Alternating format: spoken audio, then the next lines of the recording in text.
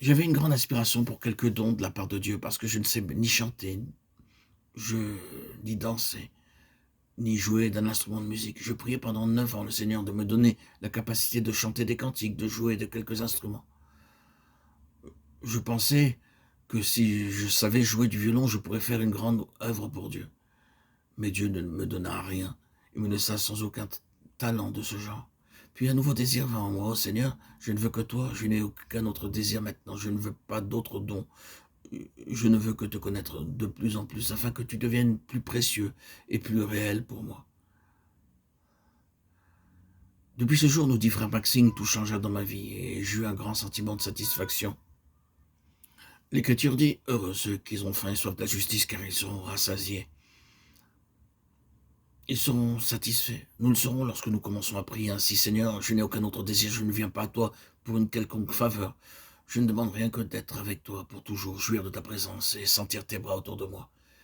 Ils se rassasient de l'abondance de ta maison et tu les abreuves au torrent de tes délices, car auprès de toi est la source de la vie.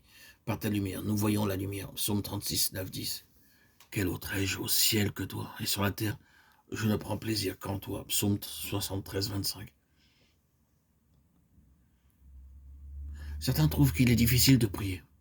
Je trouvais aussi cela difficile au début. J'avais coutume de lire la Bible pendant des heures.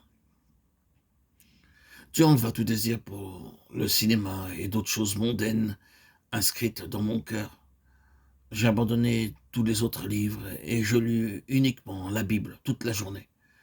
Je ne me fatiguais jamais de lire la Bible, mais si je la lisais pendant 12 heures ou plus,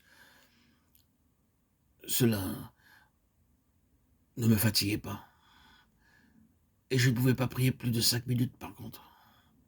J'essayais avec ardeur, mais toujours après quelques minutes, mes pensées vagabondaient ou je m'endormais. Cela dura pendant plus de 2 ans, nous dit frère Baxing. Mais je remercie Dieu de m'avoir enseigné à lui parler. Ceci devint ma plus précieuse expérience, et le Seigneur ôta de mon cœur tout autre désir. Je disais, lorsque je venais à lui, Seigneur, je ne suis pas venu vers toi pour de l'argent, pour de la connaissance, ou pour toute autre faveur. Tu peux me maintenir ici ou m'envoyer là-bas.